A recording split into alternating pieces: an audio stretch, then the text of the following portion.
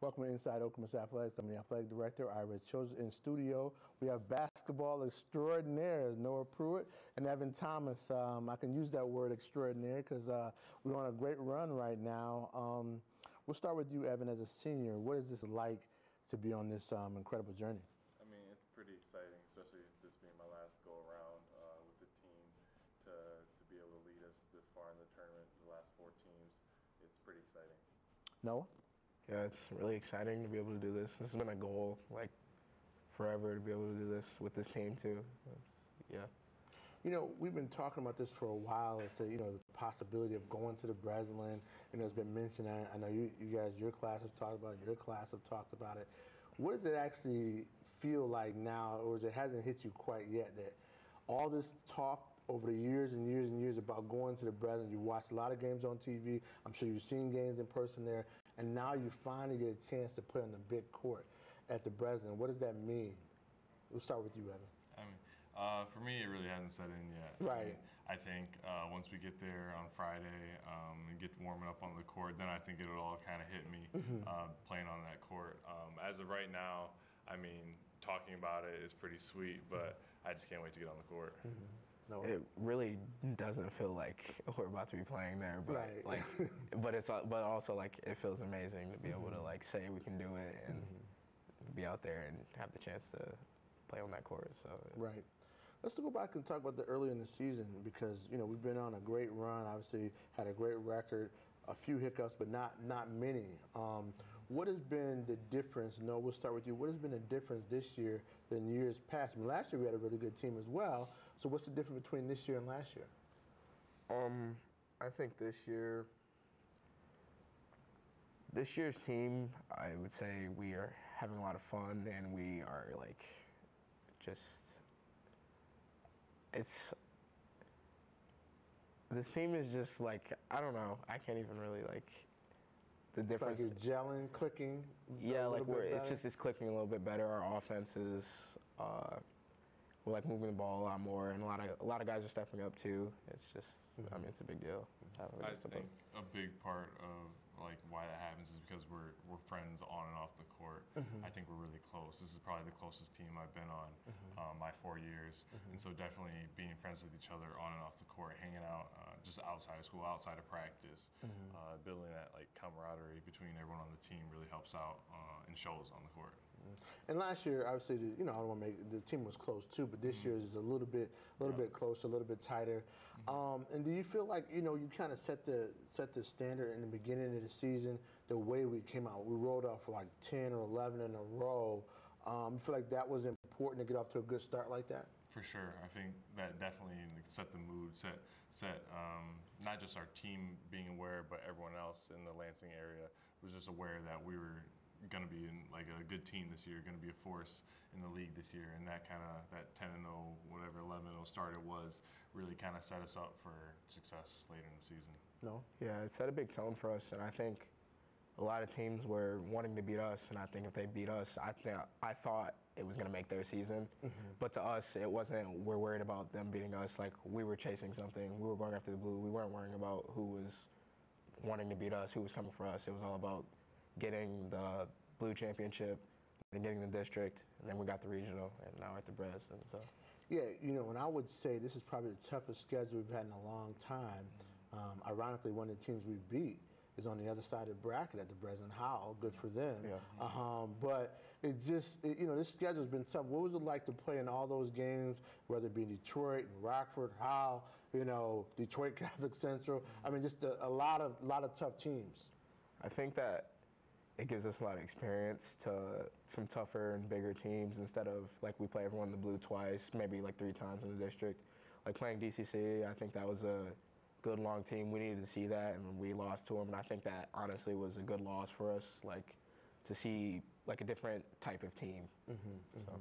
Yeah, definitely adding on to that, it gave us a wider range of play styles. Like we know kind of how the Lansing area teams play. Been able to play a team from Grand Rapids, team from Detroit, kind of coming against new players, new systems. It kind of helped us out, let us be a little bit more versatile. So in this tournament, we're not so surprised by a new team because we kind of played teams like them over the season. Right. So kind of the goals you guys had set going into the season? Was the goal getting to the Breslin? Honestly, I mean, you don't have to say it was now that we're there, but was that the goal? Was that one of the goals, or not really? Honestly, it was definitely a goal, and like we've been talking about this since honestly we were younger. With like especially this class, it's been like a goal since like I can't even like go all the way back. And even going into this year, it was we really knew we could like get there. It was just take one game at a time, and we've done that, and now we're there. So I remember a day in the weight room in preseason. Anthony had come and talked to us, and he was telling us about how our goal should be to make it to the Breslin, and anything less would be like not a good season to us. And we're all kind of like, okay, right. Yeah. It was a challenge. Right. Yeah. And so we at the time we kind of I don't know, we all wanted it, but we weren't really like believing it. Right. And then once we kind of got into the first few games of the season, we started off to that really hot start. We kind of were like, hey, this is a possibility. This is a legit possibility for us.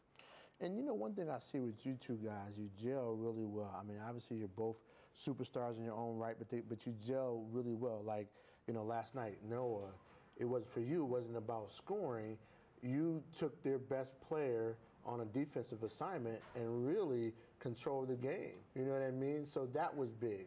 Evan, you know, last night you had to step up with the scoring, so you did that. So how have you guys really worked so well together? Because sometimes you don't see that. It's more of it's got to be about me with certain teams versus understanding the chemistry of the team. I mean, I think we definitely talk to each other. We go into the games knowing what we have to do. Like I told him, I said, my goal is going to be able to go into this game and take care of him. And I said, this is a big game for you, I think, scoring-wise. And I mean, I'm going to go out there and do my scoring when I can. Like, it's a team thing. And I think also it's about not even just us two. It's about hyping other guys up. Like getting Fob going, that's what we needed. It was big. Like, it's just stuff like that. Evan, you feel like as a senior, just, you know, sometimes you got to take that leadership role on as well with the scoring load? For sure, and I think our games complement each other really well. I think we know when one person's hot, you feed them the ball, you get them the ball, and if you're having an off night, you know to rely on your teammates to get you going. And I feel like, especially on this team, everyone kind of knows their role and knows what they're capable of and plays within that role, and that's what kind of that's what's made us so successful so far, is that each player knows each night what they need to do for us to win. Speaking of each player, we got Fabian Leone just joining us here. No problem, Bob. Speaking of knowing your role, last night I posted something on Twitter and said clutch, because you were clutch. You were really clutch last night. Great clutch performance. You had your own personal 8-0 run there. What was going through your mind when you were scoring those baskets to give us the lead? Mine was make these buckets. Hopefully we can try and go to the Brest together. I'm just trying to help the team out. Get it done. Did you feel like, hey, you know what, I need to step up right now for the kind of like we had a little scoring drought there? Did you feel like I need to step up to get us over the hump? For sure. They were going on a little run, and then we were down a little bit. Just thought we have to get up right now. It's getting close to the end of the game. It's getting serious now. So. So what does it feel like for you to get to the Breslin? And I asked these two already. What does that feel like as a senior to get here? It's a dream come true. Talked about it for a long time. And to be here right now, it really is just spectacular. It's a dream. So all of you, now you're there. It's not just about being there. We're not going to be happy to be there. We want to win. Now we're here. So looking at, you know, obviously we got a tougher team, Detroit Jesuit. But I don't think, you know, they played some common opponents. I think they beat Detroit Clap Central by 1. The last time I saw a score in that game. So what is your thoughts on playing UD Jesuit? I think we're going to have to play a really good game. They're a good team.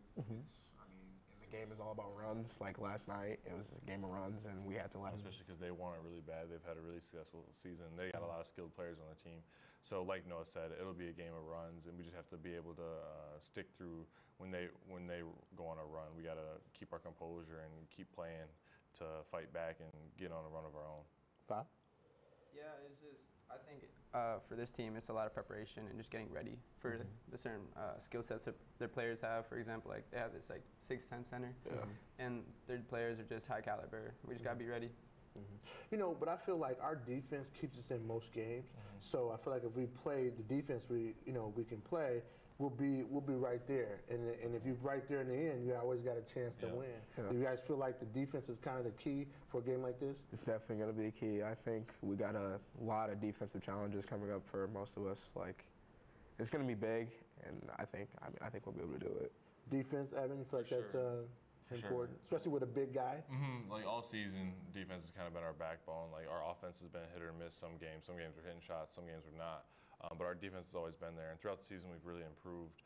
Each player individually has grown as a defender. So I think hopefully at this game on Friday, it all comes together and we're able to get some stops and win the game. Okay. So we have about a minute left. We got people out there watching.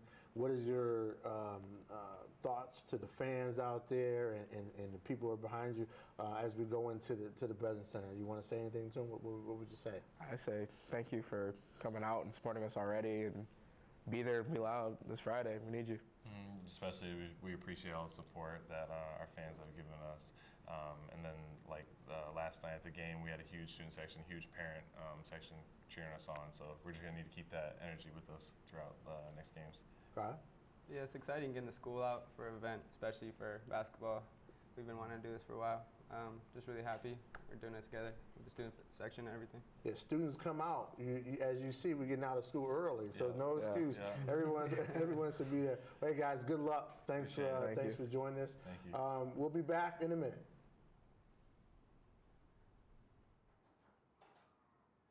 Thanks, Ira.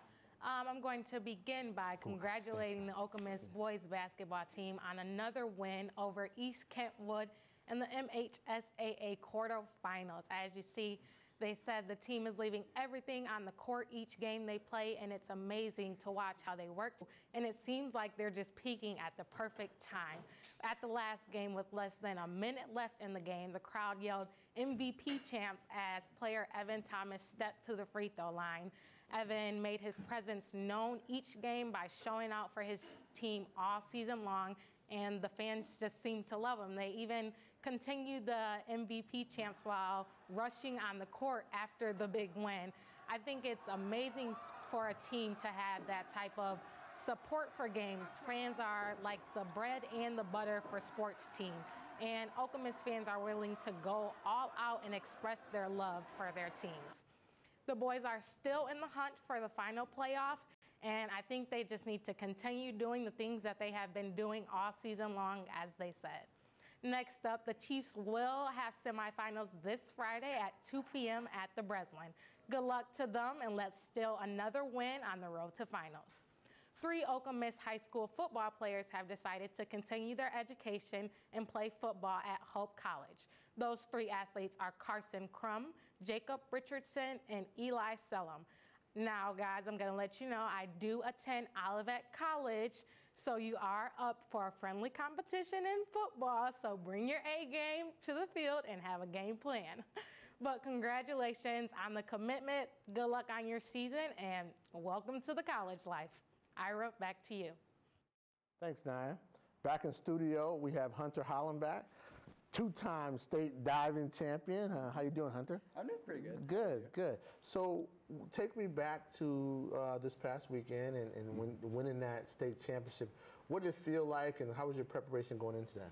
Yeah, so this past weekend I realized it was going to be a lot different than going for it my sophomore year for the first time being state champion, because I had to just keep my title. I had a target on my back this time.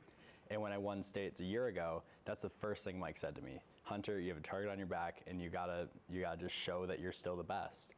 And that made me feel really focused for the meet, but it also made me a little worried. So at the start of the meet, I was a little just timid almost. I didn't really give it my all. But then I realized, well, if I want this, I gotta work a lot harder on all of my dives. And then I thought about that, and then it really just helped me excel this past weekend and get that win. So when you're coming in as a favorite, does it seem a little different, because before you were almost, you were hunting, and now you were kind of the hunted. People are looking to come after your title. So did that make a difference in your mind of not necessarily preparation, but a mental aspect of things? Yeah, it made me feel like I could mentally just get people off their game and just into their head a little bit more, because when I started sophomore year, I was an underdog, because freshman year I got 8th place, so no one was really expecting me to do that well. And because of that, I was able to, sophomore year, I was able to just like, people didn't think about it. People were able to just slack off a little bit during that season. But this year, everyone wanted to work harder and work a little bit better. So I was like, crap, I gotta really bring my A game. Right. So you were able to win that. Did it feel more exciting or more relieved? More relieved almost, just because I was like, okay, I'm done. Right. I kept the state title again, and now I can just relax for a little bit. Right. So after the spring break, you're going on getting ready for nationals. You told me a little bit about that. What does that mean in terms of diving? In terms of diving, it's really important because next year is the Tokyo Olympic Games, and this meet serves as a qualifier for Olympic trials. And if I do well enough here, then I'll be able to go to Olympic trials next June. And really, I could prove myself, and if I do really amazing, I could maybe make it to the Olympics. So, you know, is the Olympics out your ultimate goal, whether it's 2020 or 2024 or whenever, but is that kind of your ultimate goal to get to the Olympics? Oh yeah, I mean, no matter how well I do there, it'll be amazing diving with the best people in the world and having this huge audience in front of me, and that's just really one of the pinnacles of my life that I'd like to live. Right. So how difficult is it to get to in the top 12? Do you feel like, is that something you say, you know what, that's attainable right now, or is it, you know, pretty lofty goal? I mean, it's attainable. I'd have to have a really good meet because I am going to be diving against former Olympians, college divers, NCAA champions, really anyone that has been diving for like maybe even 20 years now. Oh. So I'll just have to bring my A game and just show people what I can do. So now when diving, it's not like when you graduate high school all of a sudden, or college, you get old. Like, is diving a sport to how far along in your life can you go with it? You know what I mean? Is it 20, 25, 30? I mean, is there an age that say, hey, you know what, this is... It's probably about like 25-ish, because then you start to just like not deteriorate. Right, yeah. You just can't really keep all your strength. And in diving, just having the leg muscle is a huge part of the sport, and just keeping your triceps strong. So once you surpass like your peak, it's hard to stay in the top two. So you say about 25 in that range. So you got a ways to go. Oh yeah. before you get there. So where are the nationals? And what do you have an idea of, like, hey, you know what, going in, here's my game plan as far as dives and stuff like that? Well, so the nationals is at IUPUI, which is in Indianapolis, and then right after states, I made a goal sheet for what like exactly I'd have to do to get top 12 based on last year's meet, and it's pretty possible. It's just I'd have to really just mentally be strong with it and just know that I can do what I need to do. And then if everything's just as average as it can be, really, I'd be set. So you're gonna be working with the coaches, obviously preparing for that, and you know, up into that meet. And are these dives that you normally do? Yeah, I know how to do all of them, so it's nothing like, oh, I'd have to learn like 3 new dives like it was last year. So I'm already pretty comfortable with everything. It's just really hitting everything like I want to. Well, listen, man, we're really proud of you here at Okemos. You've really done us proud, not only in the pool, but in the classroom and out in the community. So keep up the great work, and we look forward to following your journey. And by the way, people, he has another year of high school, so he's not graduating this year. So you're looking to be a 3-time state champion. So yeah, congratulations on a great career so far. With the conclusion of fall sports season, it is now time to kick off the season for spring sports. As of Monday, March 11th, tryouts for spring sports have begun. Not only am I excited about spring sports, but the spring weather as well. Spring sport weather and fall sport weather both have their ups and downs with different challenges, but as an athlete, I prefer sun and rain over snow and cold. The spring sports include baseball, softball, track, tennis, so athletes have a lot of options to choose from, and good luck to all of the students that plan to try out this season. If you're thinking about pursuing a career in sports, there is a great event going on April 17th at Okemos High School. It's the 2nd annual Career in Sports Night. It's a great opportunity for students to learn and network with professional industry in the sports. I think events like this are great for really getting students' feet wet and opening the door to new options and opportunities. I went to the Michigan Broadcast Association conference last year, and that's actually where I got to talk to people in the journalism career, and that's actually where I got to talk to home TV, and look at me now, broadcasting and reporting on TV. So I think that's a great opportunity, and if you're interested in it, you should really go. That is all I have for today on Inside Okemos Athletics. Back to you, Ira. And in studio, we have soccer extraordinaire, Jackie Riley. How you doing? nice to have you on. Nice to be here. So you've been playing soccer, obviously, a long time. Yes. Let's talk about how you got involved in soccer, even going back to when you were really young, and what was that experience like? Yeah, so I probably started playing soccer when I was like 5 or 6, and I think it was probably my older brothers that really got me into it, just because being like the youngest, I always kind of looked up to them, so they played a ton of sports, and that's how I like first started getting into soccer, because they played it all the time, so I kind of had to if I wanted to be with them, so that's kind of how I started. Okay, and so once you got started at 5 or 6, were you on different teams, and did you travel, or was this more just local area? What was that like? Yeah, I started out like, I just kind of played rec when I was younger, and then I started playing club around like 4th grade or so, and they were all local, and I kind of switched between a couple, and then for the past 4 years I've been playing in a club in Detroit, so I've kind of moved around a little from when I've been playing. So is it essential in soccer if student athletes want to advance or even potentially go to the next level? Do you have to play these different clubs? And if so, is there certain things you look for in clubs? Well, I think everyone's different, just because some people have an easier time of going to because my training's a little farther, so some are able to kind of make the commute. Some might be a little harder with just schedules and stuff. But I think for me, at least, I think it was best for just improving and just kind of pushing myself. So, but it does, it depends on the person and what they're willing to do, I guess. Okay. You recently committed to Oakland University. Yes. Talk about your recruiting process, other schools you were interested in, and what made you commit to Oakland? Yeah, so I kind of started the recruiting process a little early, actually, because I've been on a club team where I'm with girls that are a little older than me. So around my freshman year or so, I kind of started going to showcases and kind of thinking about what I might be interested in. And I think overall there's a lot of factors. So just the size of the school was a big thing, and then the coaches at Oakland were amazing, and they were able to already kind of tell me where I fit in with the program. So that was a big deal for me. And then I just was on campus multiple times, and they have a variety of different majors, because I haven't decided what I want to study yet, but they have kind of a good amount of different ones that I might be interested in. So just with all those factors, that's kind of why I was able to make the decision, and so yeah. Was there any other schools in the Midwest that you were looking hard at? Yeah, there were a couple. I kind of tried to look into different types of schools, different types of sizes and programs, just to kind of see what I was interested in. So I did look and kind of just took a while to decide to make sure I was making the right decision, and I think the Oakland was a good fit for me. So what was it about Oakland, other than some of the things you mentioned? I've been down there, they have a beautiful campus and stuff like that. Was it more campus life as well? Did you kind of look at that, or was it more, hey, you know what, they have my program? What was and the coaches? What were some of the deciding factors? Well, I originally was thinking about Oakland just because of the program, because I was looking at just what the soccer was like at different places, and then from then I was able to take a campus tour and kind of see what it was like just kind of on campus and during classes. So I think with all that in the big picture, that's kind of how I was able to decide. So. What has your experience been like at OHS? I mean, just overall as a student athlete, I know you've been a student athlete in the past at OHS, and just being a student. I mean, right, what is that experience? Well, I obviously love Okemos, and I was able to play high school my freshman and sophomore year, and I love my experience just playing with all of my friends, and I learned a lot with Coach Darris and all the assistants there, so I definitely had a really positive experience, and so high school season's a lot of fun, and I've really liked it. Oh, good.